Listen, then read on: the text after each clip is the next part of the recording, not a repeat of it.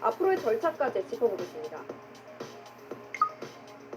비상계엄 사태의 비선으로 지목된 노상원 전 정보사령관의 수첩 속 내용이 논란입니다. 북방 한계선 NLL에서 북한의 공격을 유도한다는 내용이 담긴 걸로 파악됐습니다. 내일 국무회의의 김건희 여사 특검법과 내란 특검법은 상정되지 않을 걸로 보입니다. 정부는 법적으로 주어진 시간 동안 충분히 검토하겠다는 입장입니다. 여당 의원들이 불참한 가운데 정계선, 마은혁 헌법재판관 후보자에 대한 인사청문회가 열렸습니다. 잠시 뒤 8시 뉴스에서 자세히 전해드립니다.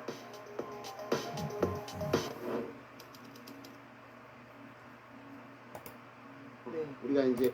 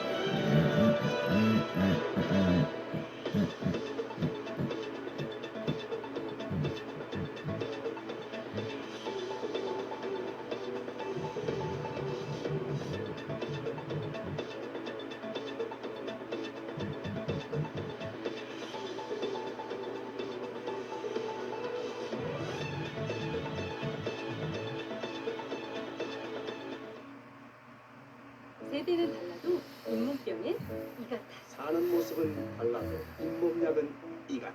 붓고 피나는 잇몸을 오래오래 건강하게 이 이 같아네. 같아는 바른입니다. 우리 곁엔 언제나 이 같아. 공부범위 1등 밀크티 하나로 끝. 가장 많이 선택하니까 1위. 지금도 계속 가입하니까 1위. 써보면 인정하니까 1위. 밀크티. 지금 무료 체험하세요. 모두가 모션에만 신경 쓸 때 파우제는 온열에 집중, 세라젠 직가을 온열볼 기술로 마사지감의 차이를 파우제 M 컬렉션 세라젠 웰컴데이에서 경험해보세요.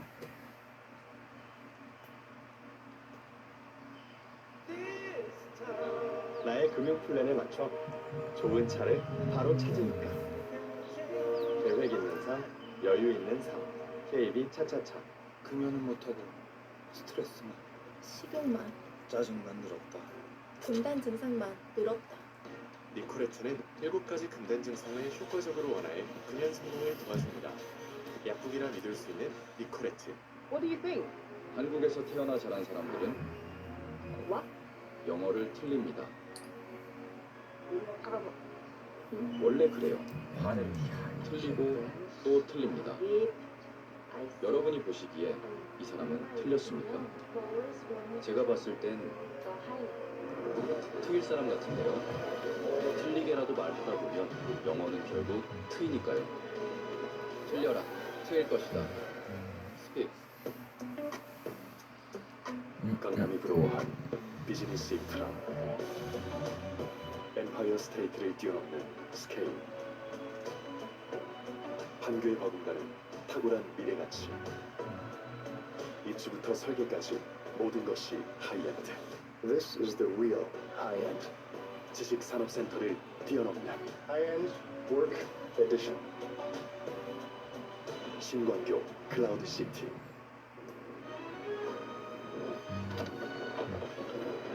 빈틈없는 흡입력. 흡입과 물걸레를 한 번에. 쿠쿠. 이 바닥을 깔끔하게 평정. 쿠쿠 파워클럽 무선 청소기. 삼성 직관. 오직 홀로.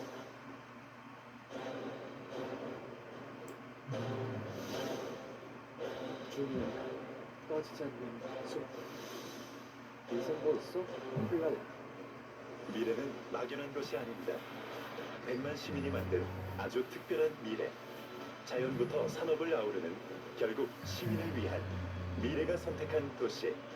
여기는 바로 화성 특례시입니다. 끊임없이 새로워진 나를 발견할 수 있도록.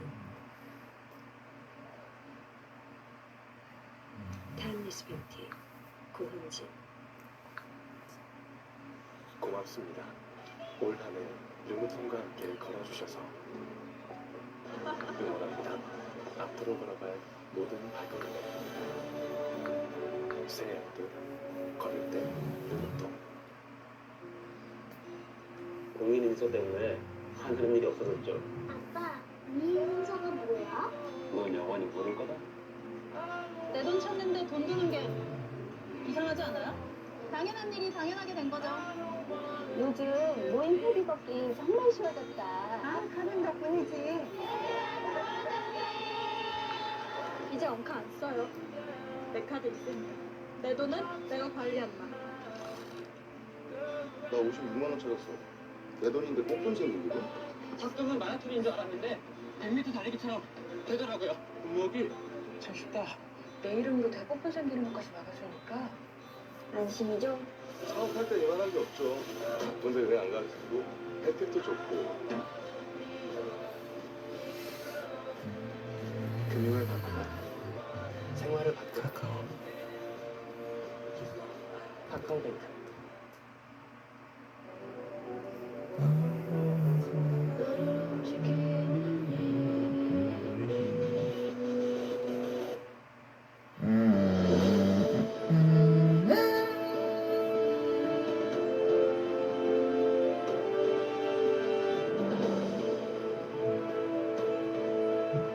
여러분 안녕하십니까. 헌법재판소가 이번 주 금요일부터 본격적인 대통령 탄핵 심판 절차에 들어갑니다.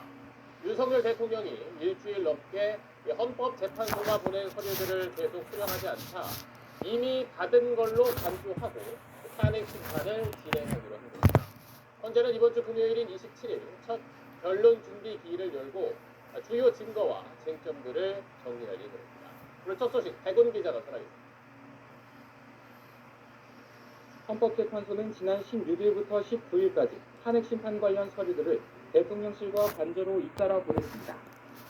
관련 서류들은 수치인 부재나 대통령 경호처의 수령 거부 등을 이유로 윤 대통령에게 전달되지 않았습니다. 이에 따라 헌재는 19일에 보낸 서류가 관저에 도착한 지난 20일 송달 효력이 발생한 것으로 간주하겠다고 밝혔습니다. 대법원 판례를 판단 근거로 들었습니다. 대법원 985 53 판례에 따라 소송 서류가 송달할 곳에 도달된 때에 발생하므로 소송 서류를 실제로 수령하지 아니한 때에도 송달의 효력은 발생합니다. 헌재는 윤 대통령 측에 송달 효력 시점 기준 7일 이내 탄핵 심판 관련 답변서를 제출하라고 요구했고, 이에 따른 윤 대통령 측의 답변서 제출 시한은 오는 27일입니다. 헌재는 이미 발송한 준비 명령에 따라 윤 대통령이 계엄 관련 국무회의 회의록과 포고령의로도 제출해야 한다고 밝혔는데 이 시한은 내일까지입니다. 헌재는 사실상 탄핵 심판 변론의 시작인 변론 준비 기일을 예정대로 오는 27일에 열기로 하고 쟁점과 증거 등을 정리할 예정입니다. 헌재가 이미 서류 송달은 된 걸로 간주했지만 윤 대통령 측이 준비 기일에도 불참하고 이후 정식 변론 기일 일정에도 협조하지 않으면 탄핵 심판 과정이 예상보다 길어질 수 있다는 전망이 나옵니다. SBS 백운입니다. 윤 대통령은 탄핵 심판 서류뿐 아니라 공수처가 보낸 2차 출석 요구서도 받질 않고 있습니다. 모레 성탄절에 하려고 했었던 조사가 현재로선 이루어지지 않을 가능성이 커 보이는데, 공수처는 만약에 불발될 경우 체포영장 청구도 검토하고 있습니다. 계속해서 한성희 기자. 고위공직자범죄수사처는 사흘 전 윤석열 대통령에게 크리스마스인 모레 오전 10시 공수처가 있는 정부 과천청사로 나오라고 2차 출석 요구서를 보냈습니다. 공수처는 윤 대통령 측이 현재까지 2차 출석 요구에 응하지 않고 있다고 밝혔습니다. 대통령실 총무비서관실과 부속실에 발송한 출석 요구서는 수치인 불명, 대통령 관저에 보낸 요구서는 수치 거절 상태이고 전자공문도 미확인 상태란 겁니다. 내란 우두머리와 직권남용 혐의 피의자인 윤 대통령은 지난 16일 공수처 1차 소환 통보와 이에 앞서 있었던 검찰 소환 통보에도 불응했습니다. 공수처는 모레 윤 대통령이 불출석할 경우 체포영장을 청구하는 방안도 검토하고 있습니다. 통상 피의자가 정당한 사유 없이 3차례 소환에 응하지 않으면 법원에 체포영장을 청구할 수 있기 때문입니다. 시간 끌기 아니냐 비판에 대해 윤 대통령 측은 이렇게 반박했습니다. 수사관 앞에서 수사관이 묻고 거기에 답하는 식으로서 대통령의 이러한 헌법재판관 행사에 대한 어떤 평가, 판단이 좀 정말 아니다 하는 생각을 대통령이 하시는 듯합니다. 검찰에 구속된 김용현 전 국방부 장관도 지난 14일부터 모두 수사에 협조하지 않고 있습니다. 검찰에선 진술 거부권을 행사하고 있고 공수처와 경찰 수사에 대해선 검찰에서 수사를 충분히 받았다며 조사 자체를 거부하고 있습니다. 한편 검찰의 사흘 전 구속 송치된 조지호 경찰청장 조사도 건강상 이유로 한 차례도 진행되지 못한 걸로 전해졌습니다. SBS 한성입니다. 윤 대통령은 비상계엄 선포 며칠 뒤 담화를 통해서 이런 말을 한 적이 있습니다. 저는 이번 계엄 선포와 관련하여 법적, 정치적 책임 문제를 회피하지 않겠습니다. 국민 앞에서 했던 이야기와 달리 앞서 보신 것처럼 대통령은 탄핵 심판 서류도 소환 조사 요구도 계속 다 피하고 있습니다. 버티기 아니냐는 비판이 커지자 대통령 측은 변호인을 꾸리고 또 법리를 검토하려면 시간이 더 필요하다고 말했습니다. 이 내용은 현광현 기자가 취재했습니다. 헌법재판소가 윤석열 대통령이 탄핵 심판 서류를 받지 않아도 서류가 송달된 걸로 간주하겠다고 밝히자 윤 대통령 측은 즉각 반발했습니다. 헌재가 너무 서두르고 있다며 변호인단 구성과 법리 검토에 시간이 더 필요하다는 입장입니다. 탄핵 소추 의견이 나고 지금 열흘도 안 된 상태에서 지금 대통령이 자기의 상황, 여러 가지 입장을 이해시키는데도 지금 부족한 시간이라고 생각합니다. 하지만 이런 움직임은 현재 탄핵 심판 절차가 진행됐던 전직 대통령들과 다릅니다. 앞서 노무현 전 대통령은 탄핵 소추 가결 다음 날, 박근혜 전 대통령은 가결 당일에 탄핵 심판 서류를 수령했기 때문입니다. 현재는 윤 대통령에게 탄핵안 가결 13일 뒤인 오는 27일을 첫 변론 준비 기일로 지정했는데 박근혜 전 대통령 탄핵 심판 준비 절차와 크게 다르지 않아 시간이 부족하다는 윤 대통령 측 주장은 설득력이 떨어진다는 지적이 나옵니다. 석 변호사는 대리인 선임계는 변론 준비 기일 당일에도 낼 수 있다며 머지않은 시기에 절차가 진행될 거라고 말했지만 윤 대통령 측이 첫 변론 기일에 출석할 거란 확답은 하지 않았습니다. 그러면서 윤 대통령 측은 수사기관들의 소환조사 요구에도 사실상 거부 의사를 밝혔습니다. 그러니까 대통령 입장을 보면 탄핵 심판이 무슨이가 되냐. 공개 법정에서 공방이 돼야 합니다. 수사보다 탄핵 심판 절차에 우선 응하겠다는 입장인데 탄핵 심판 서류도 수령하지 않고 있는 점을 감안하면 시간 끌기용 명분이 아니냐는 지적을 피하기 어려워 보입니다. SBS 현광현입니다. 네, 법조팀 임찬종 기자와 이 내용을 정리를 해보겠습니다. 헌재가 오늘 탄핵 심판 서류가 대통령에게 송달된 걸로 간주하겠다 이렇게 발표를 했는데 이렇게 결정한 이유 좀 더 자세히 설명해 주시죠. 네, 이른바 발송 송달 방식 외에는 다른 대안이 없었기 때문입니다. 헌법재판소가 서류를 송달하는 방식은 크게 4가지라고 볼 수가 있습니다. 당사자에게 직접 서류를 건네는 교부 송달 방식이 원칙이고요. 이것이 불가능할 경우에는 우체통 등의 서류를 두고 오는 놓아두고 오는 우치 송달이나 동거인 등에게 전달하는 보충 송달도 가능합니다. 이 방금 말씀드린 이 3가지 방법이 모두 불가능할 때 선택할 수 있는 마지막 방법이 발송한 서류가 송달한 곳에 일단 도달만 하면 전달된 것으로 간주하는 발송 송달입니다. 이번에는요, 윤석열 대통령이 직접 서류를 받지 않았을 뿐만 아니라 경호처 등도 대신 수령하는 것을 거부했고요. 또 서류를 우체통 등에 놓아두고 올 수도 없는 상황이라서 서류가 관저까지 도달하면 전달된 것으로 보는 발송 송달 방법을 선택한 겁니다. 이렇게 했을 때 헌재가 이번 주 금요일 날 예정대로 첫 변론 준비 기일을 열기로 했는데 그렇지만 또 앞으로 또 절차가 또 지연될 수 있다 이런 우려도 있더라고요. 네, 그런 우려가 나옵니다. 왜냐하면요, 네, 우선 27일로 예정된 준비 기일에 윤 대통령 측이 출석하지 않을 수가 있습니다. 그렇게 되면 준비 기일을 다시 잡아서 출석할 수 있는 기회를 한 번 더 주는 경우가 더 많아서 절차가 밀리게 됩니다. 또 준비 기일이 끝나면 첫 번째 정식 변론 기일을 정한 다음에 관련 서류를 또 윤 대통령 측에 송달해야 하는데요. 이를 거부하면 여러 차례 송달을 시도하고 또 안 되면 발송 송달을 선택하는 과정이 반복될 수 있습니다. 그리고 또 첫 번째 정식 변론기일에 윤 대통령 본인이 출석하지 않으면 법률상 의무적으로 다시 변론기일을 잡아야 해서 절차가 또 연기될 수 있습니다. 결국 윤석열 대통령 측 태도에 따라서 절차 지연 가능성은 여전히 남아있는 셈입니다. 그리고 또 하나 궁금한 게 만약 탄핵 심판이 진행되던 도중에 대통령이 체포가 되거나 또 구속되면 그때는 어떻게 되는 겁니까? 네, 그 부분 궁금해하시는 분들이 많은데요. 만약 탄핵 심판 도중에 윤석열 대통령이 체포되거나 구속되면 일단 서류 송달 과정 자체는 문제가 없어질 것으로 보입니다. 하지만 탄핵 심판 기일에 출석할지 여부를 정하는 것은 구속 여부와 무관하게 윤 대통령이 선택할 문제입니다. 구속이 돼도 탄핵 심판에는 안 나갈 수도 있다는 뜻입니다.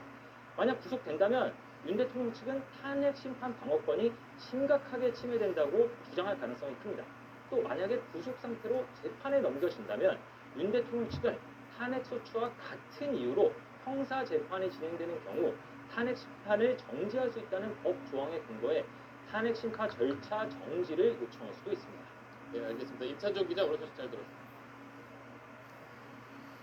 이번 비상계엄 사태의 배후 기획자로 의심받고 있는 노상원 전 정보사령관의 수첩에 북한의 공격을 유도한다는 취지의 표현이 있었던 걸로 확인됐습니다. 또 그 수첩에는 정치인과 언론인이 수거 대상이라고도 적혀 있었습니다. 손영환 기자가 취재했습니다.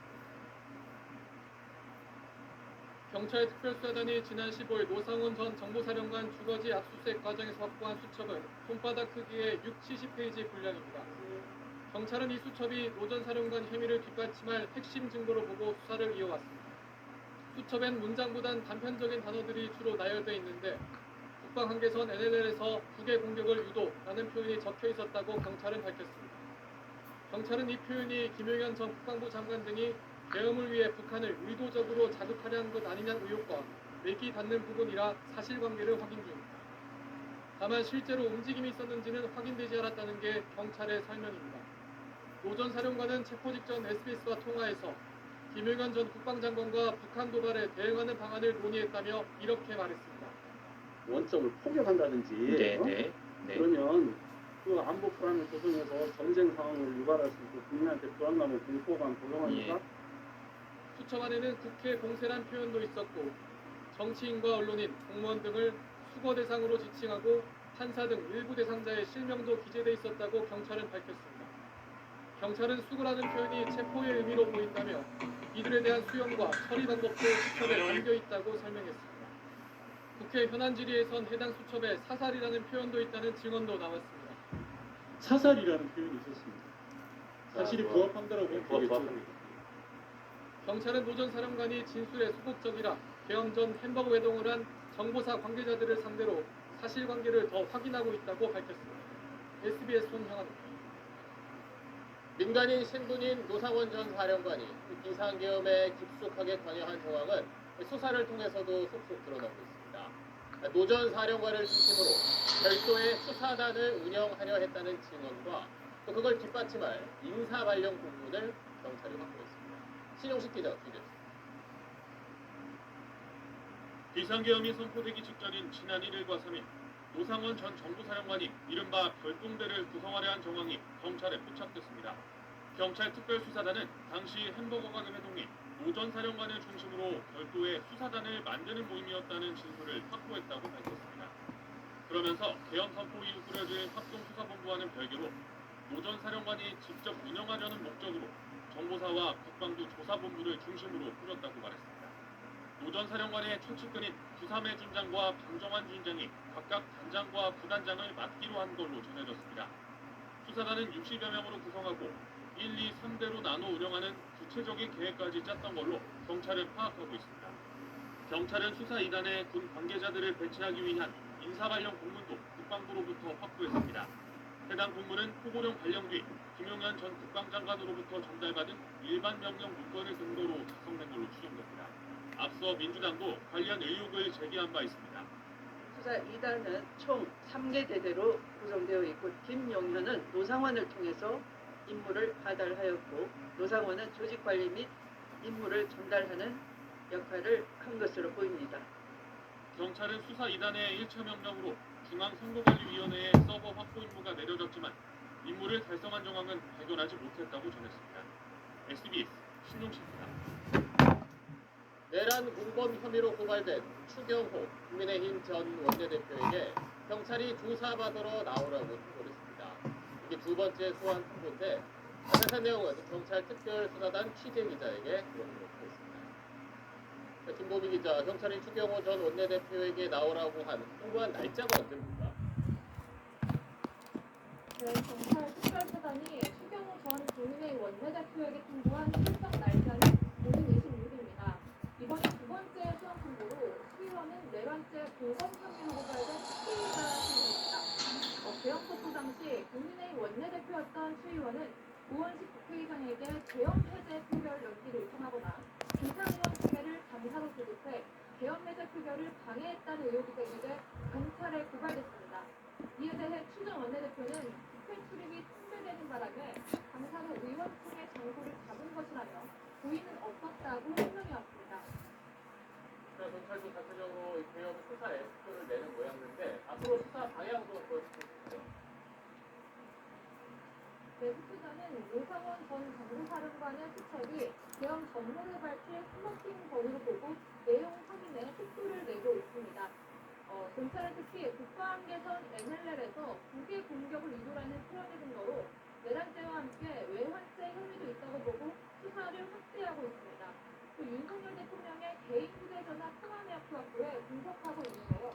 경찰은 대통령실 압수수색이 고발되면서 조규 경찰청장의 비화폰 통신 기록 등이 저장된 정호초에 서버 자료에 대한 보존 요청을 했다고 밝혔습니다. 지금까지 경찰청 수수단에서 SBS 김보입니다. 민주당이 한덕수 대통령 권한대행에게 이른바 쌍특검법을 내일까지 검토하라고 최고 통첩을 보냈는데 한 대행이 그 시한을 넘길 가능성이 커졌습니다. 정부가 검토할 시간이 더 필요하다며 내일 열릴 걸로 보이는 국무회의에서 이 문제를 다루긴 어렵다는 뜻을 내비쳤습니다. 최재형 기자. 통일실 고위 관계자는 한덕수 대통령 권한대행 주제로 내일 열릴 걸로 예상되는 국무회의에서 내란 위반 특별검사법과 김건희 여사 특검법을 다루기 현실적으로 쉽지 않다고 말했습니다. 헌법과 법률 등 요소들을 살펴봐야 하는 2차 강제 소식인 만큼 시간이 더 필요하다는 겁니다. 앞서 민주당은 내일까지 특검법을 검토하지 않으면 그 즉시 한덕수 권한대행에 대한 탄핵 절차에 들어가겠다고 했는데 이 최후 통첩 시한을 넘길 가능성이 커집니다. 한 권한대행 입장에서 야당 택배를 해준다는 입장은 피하고 법안 공고 또는 법권 행사 시한이 다음 달 1일까지 여론 공감 등을 최대한 살피겠다는 의도로 표현했다. 이 특검법의 경우 야당 간이 특별 검수를 추천할 수 있기 때문에 이런 위법적 요소가 여전하다는 점수에 기인했습니다. 한 권한대행은 일단 원론적 입장만 밝혔습니다.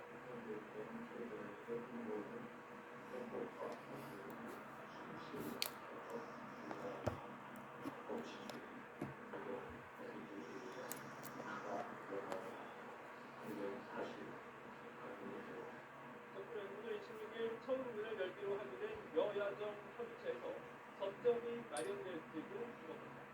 협의체 첫 회의만큼은 당 대표들이 참석하기로 여야가 합의했는데 26일 회의엔 한 권한대행, 이재명 민주당 대표, 그리고 국민의힘 대표자가 참석할 것으로 예상됩니다. 통일실 관계자는 이 특검법안은 굉장히 정치적인 문제라며 협의체에서 합의가 이루어진다면 이게 가장 바람직한 상황이라고 말했습니다. SBS 최재형입니다. 민주당은 최고 통첩한 시한을 지키지 않는다면 한덕수 권한대행 탄핵 절차에 즉시 들어갈 거라며 오늘도 압박을 이어갔습니다. 국민의힘은 민주당의 탄핵 인질극이라며 반발하고 있는데 국회 전망은 김상민 기자가 진행됩니다. 민주당은 한덕수 대통령 권한대행을 탄핵 소추하는 방안이 단순한 검토가 아니라 실제로 쓸 수 있는 카드라고 주장합니다. 내일 국무회의를 거쳐 한 권한대행이 두 특검법을 공포하지 않는다면 그 즉시 탄핵 절차에 들어가겠다는 겁니다. 다음 권한대행 순서에 최상목 경제부총리 체제까지 발사하겠다는 얘기입니다. 한덕수 총리가 시간을 지연하는 것은 헌법을 준수할 의지가 없다는 것임을 보여주는 것이자 총리 자신이 내란 대행임을 잘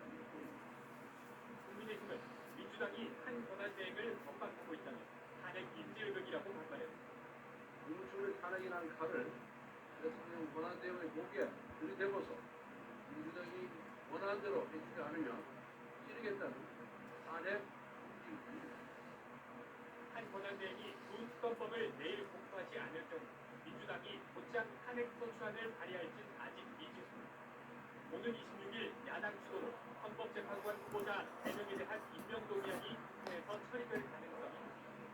그 이후 한 권한대행이 재판관을 임명하는지 지켜본 뒤 탄핵 소추 여부를 결정하자는 목소리도 민주당 안에 있습니다. 윤 대통령에 대한 신속한 탄핵 심판을 촉구하는 민주당 입장에서 특검 출범만큼이나 헌법재판관 구인 체제 완성이 중요하기 때문입니다. 여기에 그날 여야적 협의체 첫 회의도 예정된 터라 추가 물밑 협상이 이어질 가능성도 있습니다. 국회의 대통령 권한대행에 대한 탄핵소추안 가결 정족수를 놓고 여당은 제적 200석을, 야당은 제적 과반을 주장하는 가운데 국회의장의 입장이 아직 확정되지 않은 것도 변수입니다. SBS 네, 정치부 기자와 자세히 I guess we're like really doing this. This is actually happening. Before it kind of felt like oh, it's kind of happening. Now it's like actually happening. Sign the paperwork.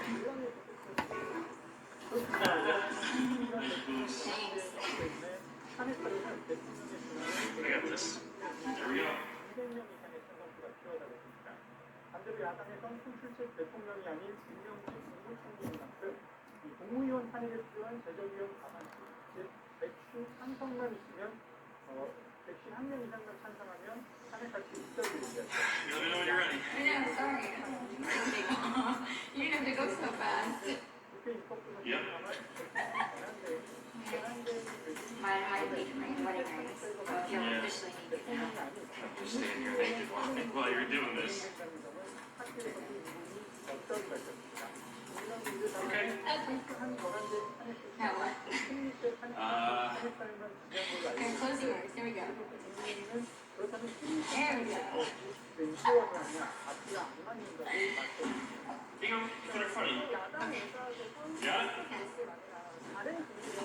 Got it. Okay. Howdy, neighbors. Here we are. 네, 민주당 일각에서 현재 민주는 15명 가운데 5명을 탄핵 소추하면 How do you do this? Box down. Grab the other box. Go inside. So we're not naked outside. All right. There we go. Come on. Okay. They're coming.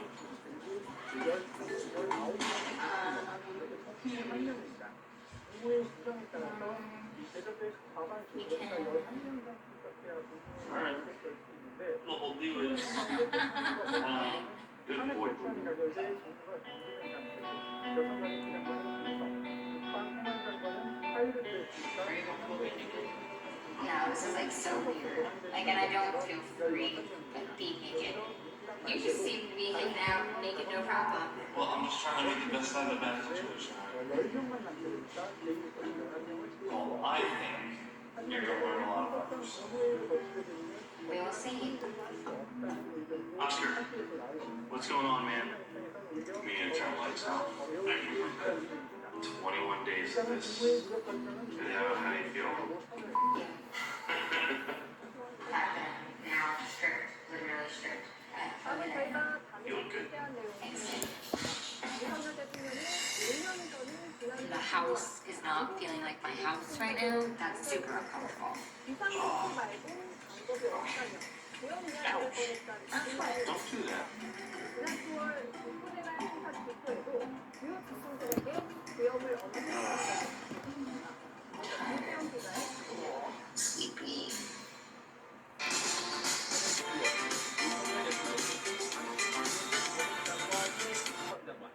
조태용 국가정보원장, 김명수 합참의장, 여인영 방첩사령관 등을 한남동 관들어 불렀고 그 자리에서 시국을 한탄하며 계엄 이야기를 꺼냈다고 여인영 사령관이 검찰에 지시한 걸로 파악됐습니다. 윤 대통령이 1년 전 만찬에서 지금 시국에선 이상 놓지 말곤 방법이 없다고 말했다는 겁니다. 그러자 당시 만찬 참석자들은 그런 생각하시면 안 된다거나 요즘 국민들은 과거와 다르고 계엄 훈련도 안 돼 있다고 부정적 반응을 보였다고 합니다. 윤 대통령은 여러분이 이렇게 하면 할 수 있는 게 없다고 말한 걸로 전해졌습니다. 12.3 계엄 1년 전부터 윤 대통령은 안보 분야의 최고 책임자 피해자들에게 계엄을 언급했었다는 얘기. 여 사령관은 검찰에 지난 4일건 총선 이후에도 윤 대통령은 북한의 계엄 의지를 드러냈고 당신은 무릎 꿇고 말렸다고 진술했다고 여 사령관 측 인사는 전했습니다. 지난 10월 2일 우크라이나 시가 해직이 끝나고 대통령 관저에서 장성들을 격려하는 자리에서도 윤 대통령이 계엄을 언급했다는 진술도 여 사령관이 한 걸로 전해졌습니다. 국방부 소식통은 이날 자리에 김용현 전 장관과 이진우 수방사령관, 박동근 특별사령관, 여인영 방첩사령관 등이 참석했고 그 밖에 다른 장성도 몇 명 더 있었던 것으로 안다고 말했습니다. 장성급 인사 상당수까지도 계엄 2달 전엔 이미 계엄 가능성을 사전에 인지했을 수 있다는 얘기가 됩니다. SBS 김수영 윤석열 대통령이 계엄을 오래전부터 이야기했다는 전망은 또 있습니다. 지난해 12월에 이어 올해 3월에도 다시 한번 안보 책임자들을 관저로 불러 계엄을 강변했던 걸로 파악됐습니다. 당시 김용현 정무처장과 신원식 국방장관은 그날 자리를 옮겨 계엄에 대해 따로 이야기했는데 두 사람은 언성을 높이며 다투기까지 한 걸로 전해졌습니다. 이어서 김태훈 기자가 전해드립니다. 지난 3월 서울 한남동에 있는 대통령 관저에서 윤석열 대통령은 당시 김용현 경호처장, 신원식 국방부 장관, 조태용 국가정보원장, 여인영 방첩사령관 등과 만찬을 했던 걸로 파악됩니다. 지난해 12월 관저 만찬에 이어 다시 한자리에 모였던 셈입니다. 국방부 소식통은 SBS에 대통령의 계엄 의지는 늘 확고했지만 김용현 전 처장은 지난해 12월까지만 해도 적극적이진 않았다고 말했습니다. 그러다 3월 만찬 때가 되자 김 전 처장은 계엄 맹신론자가 돼 있었고 반면 조태용 국정원장, 신원식 전 국방장관 등은 줄곧 반대했다고 이 소식통은 덧붙였습니다. 3월 만찬이 끝난 뒤 김 전 처장, 신 전 장관, 여인영 사령관 등은 부처 국방장관 공관으로 옮겨서 계엄 논의를 이어간 걸로 전해졌습니다. 소식통은 3월 국방장관 공관 모임에서 김 전 처장과 신 전 장관이 밤늦도록 고성을 주고받으며 크게 부딪혔다고 털어놨습니다. SBS가 취재한 여인영 사령관의 검찰 진술에 따르면 김 전 처장은 상계엄은 대통령의 권한 행사이지 쿠데타도 잘못된 것도 아니라고 그 자리에서 강하게 주장했고 반면 신 전 장관은 정치적인 문제를 푸는데 계엄은 솔루션이 될 수 없다며 역시 물러서지 않고 맞받았습니다. 윤 대통령이 등이 안 나서면 할 수 있는 게 없다는 취지로 계엄 필요성을 강조하는 상황에서 정작 계엄 사령탑을 맡아야 당시 국방장관은 반대 의견을 피지 않고 있었다는 얘기입니다. 결국 지난 9월 우련 신 전 장관을 대통령실 안보실장으로 김 전 처장을 국방장관으로 바꾼 것도 이런 상황과 관련이 있다는 분석입니다. SBS 김태훈입니다. 네, 앞서 보신 것처럼 윤석열 대통령은 이미 2년 전부터 계엄을 염두에 뒀던 걸로 보입니다. 집권 여당이 참패한 9월 4월 총선도 치러지기 한참 전인데 당시에 무슨 일들이 있었던 건지 박창근 기자가 1년 전 상황을 되짚어봤습니다. 윤석열 대통령은 2022년 5월 여수 야대 정국에서 취임했습니다. 당시엔 21대 국회로 민주당이 지금보다 의석은 적었지만 그래도 제적 293석 가운데 167석이나 확보한 다수당이었죠. 개헌, 대통령 탄핵소추 등을 제외한 법의안 대부분을 야당 단독으로 처리할 수 있는 의석수였습니다. 윤 대통령이 계엄을 언급했다는 지난해 12월 이전 무슨 일이 있었을까요? 우선 야당이 주도한 탄핵 정국이 지난해 초부터 시작됐습니다. 이태원 참사의 책임을 묻는 이상민 전 행정안전부 장관에 대한 탄핵소추안이 국회를 통과했고 지난해 11월 말엔 고발사주 의혹의 송준성 검사, 이동관 전 방송통신위원장 등에 대한 야당의 탄핵소추안이 발의됐습니다. 그보다 한 달여 앞선 지난해 10월엔 12.3 계엄의 모티브로 꼽히는 대통령의 부정선거 의심과 관련이 있는 일이 있었습니다. 당시 윤 대통령은 국가정보원으로부터 선거관리위원회 투개표 시스템이 외부 해킹으로부터 취약하다는 보고를 받았습니다. 지난 12일 대국민 담화에서 보고를 받고 충격에 빠졌다고 밝혔던 바로 그 보도입니다. 당시 윤 대통령을 보좌했던 여권 고위관계자는 국정원 보고 이후 윤 대통령의 부정선거에 대한 의심이 더욱 강해졌다고 말했습니다. 윤 대통령은 비상계엄 선포 이후로 부정선거 의혹으로 뽑았는데 결국 1년 전부터 계엄을 언급한 건 여기서 말하는 부정선거가 올해 4월 총선만이 아닌 그 이전 선거도 뜻하는 걸로 해석할 수 있는 것입니다. 여기에 지난해 12월이란 시점은 김건희 여사 특검법이 처음으로 국회 본회의 통과를 앞뒀을 때입니다. 이 1차 김여사 특검법도 윤 대통령이 주변의 반대에도 계엄 카드를 만지작거리기 시작한 이유가 있을 수가 있습니다. SBS 박창규입니다. 네, 오늘 월요일 아침 출근길이 꽤 추웠습니다. 그렇게 날이 춥게 느껴지는데도 아직 서울의 경우는 공식적으로 한파가 한 차례도 오질 않았다고 합니다. 또 올여름이 워낙 더웠기 때문에 올해는 사실상 가장 더운 해로 기록되고 있습니다. 정보의 기자입니다. 성탄을 치킨 앞둔 서울 명동거리. 크리스마스 트리와 화려한 조명이 거리 곳곳을 장식했습니다. 서울 아침 기온은 영하 5도까지 떨어졌지만 낮에는 평년보다 높은 영상 6.7도까지 오르면서 많은 시민들이 밖으로 나왔습니다. 필요한가 싶을 정도로 크리스마스 느낌이 많이 안 나는 것 같아요. 오늘 같은 아침 추위는 성탄절까지 이어질 걸로 보이지만 한파 수준은 아닙니다. 공식적으로 한파주의보의 기준은 영하 12도인데 서울은 올겨울 한 번도 영하 12도 아래로 떨어진 적이 없습니다. 12월 서울의 한파가 단 한 차례도 오지 않은 건 지난 2019년 이후 5년 만입니다.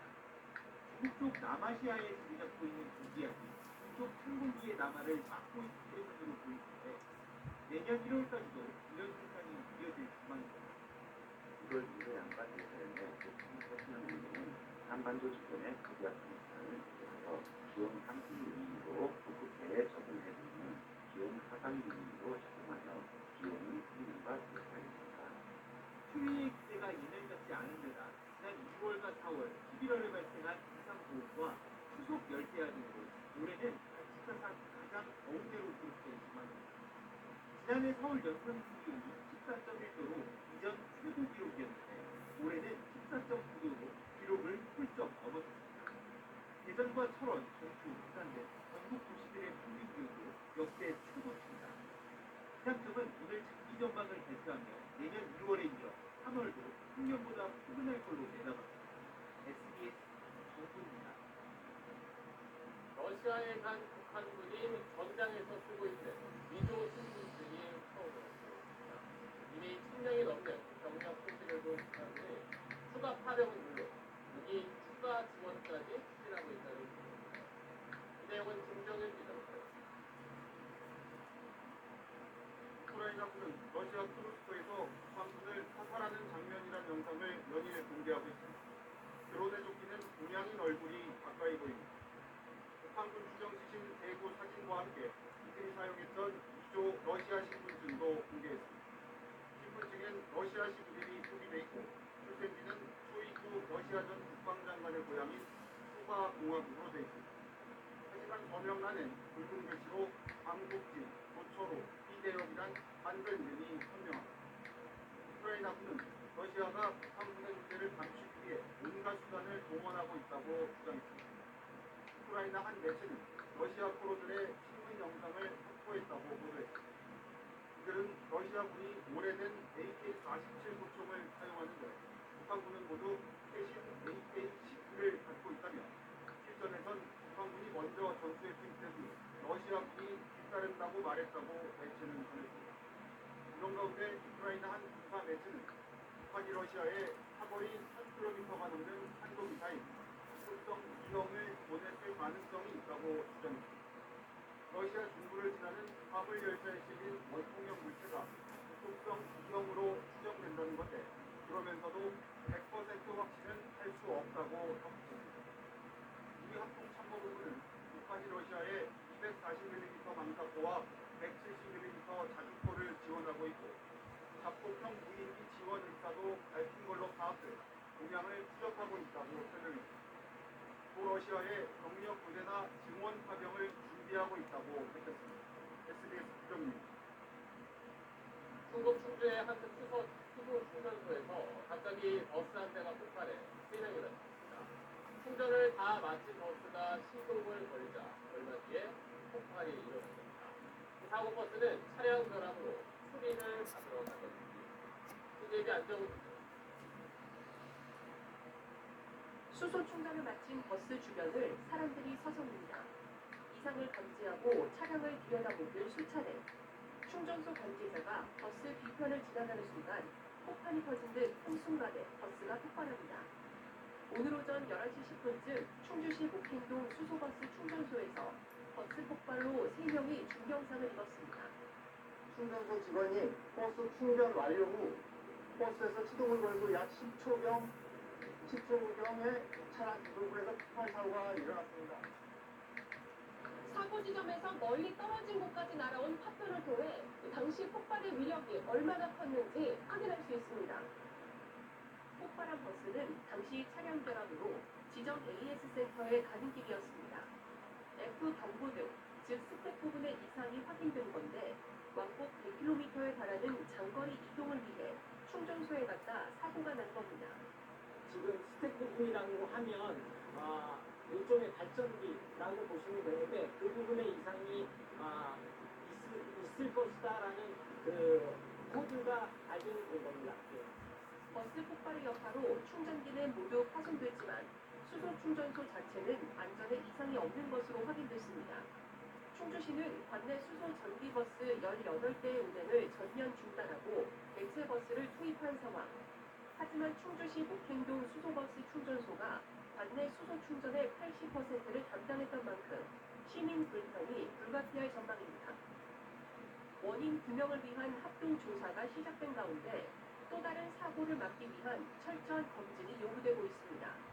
CJB 안정원입니다.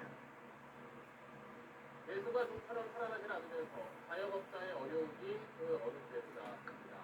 연체나 폐업 위기에 몰린 자영업자들을 위해서 은행들이 지원을 하고 있습니다. 자세한 내용은 박재현 기자가 드립니다. 사람 발길이 뜸한 시장 불법. 이 떡볶이 가게 주인은 매출이 지난해보다 30% 넘게 줄었다고 말합니다. 한 달이 작은 거는 그나마도 그냥 버티고 있는 거지. 다 문닫고 문 닫는 조건은 점점 늘고 있습니다. 나가지가 거의 1년 가까이 되는데 아직 지금 비어 있어요. 자영업자 대출 규모는 코로나 직전보다 380조 늘어나서 장사 가운데 폐업을 하려고 해도 남아있는 대출 때문에 할 수 없는 상황들도 많습니다. 해야 되는데 모금하고 빠져나가야 되는데 그것도 쉽지 않고. 수조은행들은 기존 사업자 대출 상환에 어려움이 생긴 경우 최대 10년에 걸쳐 나눠 갚을 수 있게 해주고 이자도 평균 2.51%포인트 감면해주고 있습니다. 폐업을 원하는 경우에는 남은 대출금을 최장 30년 동안 나눠 갚게 하고 은행권이 2천억 원을 실현해 재기 의지가 있는 자영업자들에게 보증 대출을 해주고 있습니다. 이 프로그램은 이르면 내년 3월부터 시작되는데 3년간 총 지원 금액은 약 2조 원 수준입니다. 연체나 폐업 위기에 몰린 자영업자 약 20만 명이 연간 3만 원에서 121만 원의 이자 경감 효과가 있을 것으로 정부는 추산했습니다. 단기적으로는 은행권에서 부담을 느낄 수 있으나 연체나 부실 가능성이 줄어드는 경우 부실 리스크가 축소될 수 있다는 측면에서 보다 상생에 더 부합됩니다. 다만 은행 돈을 빌리기 어려워 이미 이금융권으로 넘어간 자영업자들이 지원 대상에서 빠졌다는 통계들이 있습니다. SBS 뉴스. 이렇게 어려운 자영업자나 소상공인들을 도와주기는커녕 오히려 더 힘들게 하는 사람들이 있습니다. 바로 온라인 광고를 대행해 주겠다며 돈을 받은 뒤에 제대로 된 결과물을 주지 않거나 수수료를 뜯어가는 사람들입니다. 정부는 이런 불법 행위에는 엄정 대응하겠습니다. 이어서 이태훈. 30대 A씨는 2년 전 온라인 강의업체를 차린 뒤 한 광고 대행업체로부터 연락을 받았습니다. 회사 홍보를 위한 홈페이지를 만들어준다는 제안으로 260만 원을 지급했지만 결과는 실망스럽기만 했습니다. 사업자 홈페이지가 아니고 누구나 만들 수 있는 수준의 홈페이지였고 환불을 요구했지만 이미 들어간 제작 비용뿐 아니라 위약금까지 제하겠다는 답이 돌아왔습니다. 몇 주가 들어갔더니 거의 20, 30%밖에 올려주겠다. 포털 사이트에서 특정 키워드를 검색했을 때 매장이나 제품을 먼저 노출시켜주는 이른바 파워링크 관련 피해 사연도 적지 않습니다. 계약을 맺었지만 제대로 노출되지 않고 있지도 않은 포털 등록 코드를 숨기는 경우도 허다합니다. 파워링크를 하려고 해서 수익성이 더 오른 것도 있고 그래서 이거는 사기 나왔다. 문제가 되기는 한 업체를 찾아가 물었더니 결과물에 대한 만족도는 개인별로 다를 수밖에 없다며 100% 확률은 있을 수 없다는 입장입니다.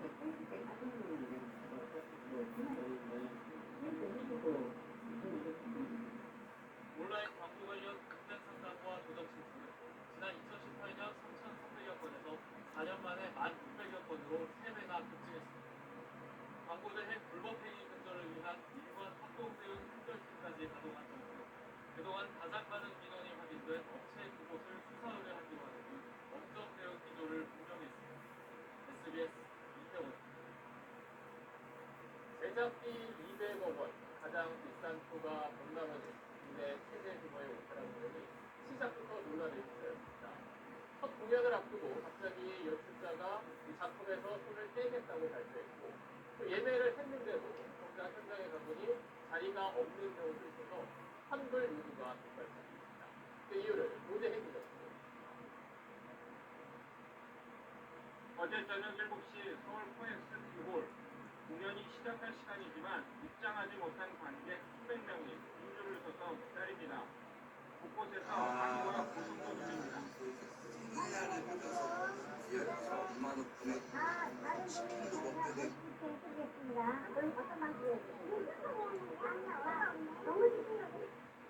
예매하고 현장에 와보니 정작 자리가 없었던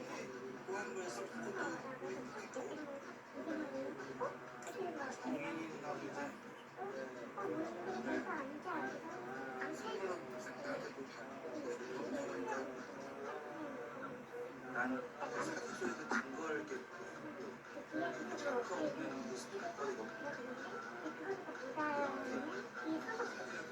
기획사 측에서는 6,800석으로 잡아놓았던 객석을 3,500석 규모로 줄이면서 혼선이 빚어졌다고 해명했습니다. 대엄 사태로 취소표가 발생해 좌석을 조정했는데 예매 사이트에 제대로 반영되지 않았다는 겁니다. 예매 사이트 게시판에는 사기죄로 고발합니다. 환불 원합니다. 라는 게시글이 계속 폭주하는 상황. 공연 기획사 인터넷 사이트는 접속자 폭주로 아예 운영이 되지 못하고 있습니다.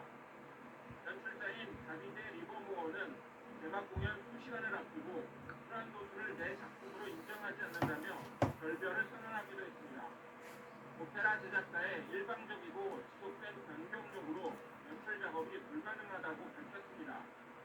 이에 대해 제작사 측은 여러 차례 2003년 상암 월드컵 경기장 야외 공연 버전으로 준비하자고 했지만 전혀 다른 방향으로 연출하려고 했다며 한 달간 연습을 약속했지만 참석하지도 않고 개런티 전액을 요구했다고 주장했습니다.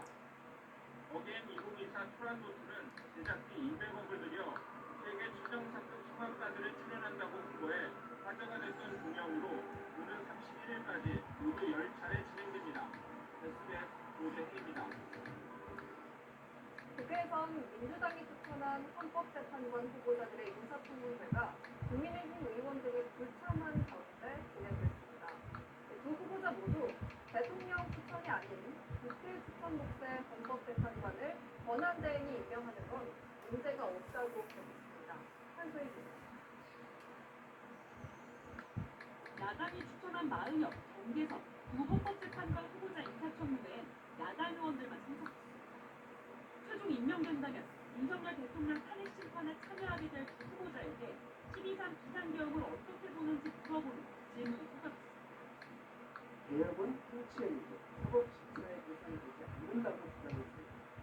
보면서 개홍석 의원 헌법재판소의 참고하고 또 대부분의 기준은 사법심사의 대상을 삼을 수 있다는 태도인 것으로 알고 있습니다. 우리 헌법은 헌법재판관 9명 가운데 3명의 경우 국회가 선출하는 사람을 대통령이 임명한다고 규정합니다. 한덕수 대통령 권한대행이 국회의원 3명을 임명할 수 있다고 보는 질문에 두 후보자는 문제 없다고 답했습니다.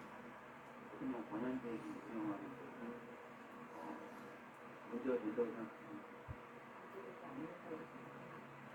청문회 참석을 거부한 여당은 야당이 윤 대통령 탄핵 심판에서 원하는 결론을 빨리 얻기 위해 편향된 인사를 소출하려 한다고 나래세웠습니다. 민주당은 이념적, 정치적 편향성을 재판에 노골적으로 드러낸 판사들을 헌법재판관 후보자로 추천합니다.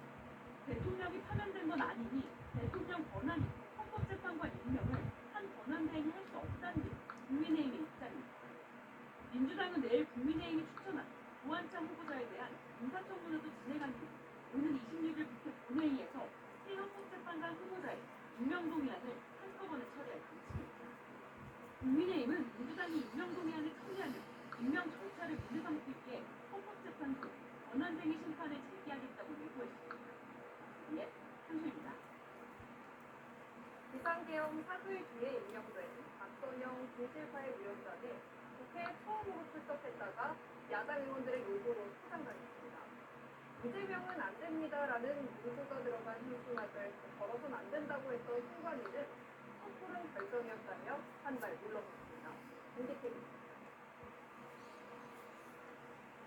12.3 비상계엄 사흘 뒤 윤석열 대통령이 임명한 박선영 진실화해위원장. 취임 후 처음으로 국회 행정안전위원회에 출석했는데 야당 의원들은 임명 시점을 문제 삼으며 이 정상적 상황에서 임명된 문제적 인사에 대해 즉각 퇴장을 명령해야 한다고 강하게 주장했습니다. 이번 진화위원장 임명은 한마디로 비정상적인 인사입니다. 원천 위헌이라고 생각합니다. 대란 추적을 도우는 인사는 있어서도 안 되고 용인해서도 안 됩니다. 윤 대통령의 탄핵 심판을 심리할 주심인 정영식 헌법재판관이 박 위원장의 처형이라는 점까지 언급되자 신정훈 행안위원장은 퇴장을 명령했습니다. 진화위원장의 퇴장을 명합니다. 진화위원장이 퇴장해 주십시오. 야당 의원들의 비판은 계속됐고 박 위원장은 결국 자리에서 일어났습니다. 저는 자유로운 게 아니라 출석을 요구받고 왔습니다. 알겠습니다. 국민의힘은 탄핵 소추안 의결 전에 대통령이 임명한 절차적으로 정당한 임명이었다며 강하게 반발했습니다. 이재명은 안 됩니다라는 문구가 포함된 현수막을 배치할 수 없다고 했던 선거관리위원회는 현수막 개시 불허 결정을 보류했다고 물러섰습니다. 법문만 바꿔가지고 지금 전체적으로 볼 때는 너무 이른 섣불른 결정 아닌가 싶은 생각이 듭니다. 민주당은 오락가락 행태는 중립성과 공정성을 해칠 뿐이라고 선관위를 비판했고 국민의힘은 국민의 뜻을 유념해서 선거 관리자 역할을 잘 하길 바란다고 밝혔습니다. SBS TV 계엄 사태 이후 처음으로 우리 외교부 고위 당국자가 미국을 방문했습니다.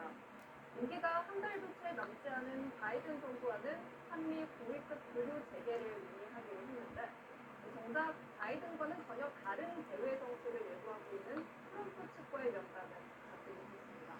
워싱턴 남승모 특파원의 보도. 홍준 외교부 1차관이 계엄 사태 이후 중단된 한미 고위급 교류 재개를 위해 워싱턴을 찾았습니다. 계엄은 심각한 우판이라고 비판했던 현대 미국 부장관과 만나 계엄 사태를 설명하고 한미일 협력 방안 등을 논의할 예정입니다. 1차관은 차기 트럼프 정부 측과는 이 대선 이전부터 계속 소통이 왔다면서 국내 상황을 적절하게 모두 설명했다고 말했습니다. 한국이 얼마나 민주주의로 회복력이 강한지를 다 보여줬기 때문에 그 상황에 대해서는 명료하게 잘 이해하고 있을 것이라고 봅니다. 하지만 계엄 사태 후 미국을 방문한 첫 고위 외교 당국자인데도 트럼프 측과 면담을 잡지 못했습니다. 이번 방문에서 특별히 트럼프 당선인 인사를 만날 계획은 아직 없고요. 임기가 채 한 달도 남지 않은 현 정부와 모두 그것을 논의하면서 정작 차기 정부와는 어떤 접촉 계획도 제시하지 못한 겁니다. 트럼프는 오늘도 국민들을 향해 무역 불균형을 해소해야 한다며 조사를 펴들었습니다. The European Union has treated us very, very badly. We have hundreds of billions of dollars with deficit. 동맹과의 국방협력을 담당하는 국방정책차관은 LPG 풀기를 지명했습니다. 대북방어는 한국이 스스로 책임지고 미국은 중국 업체에 집중해야 한다며 주한미군 역할 조정을 주장해온 중입니다. 트럼프 정부 출범 직후부터 안보와 경제 현안이 쏟아질 걸로 예상되는 가운데 외교력 한계에 대한 우려가 커지고 있습니다. 워싱턴에서 SBS 방송입니다.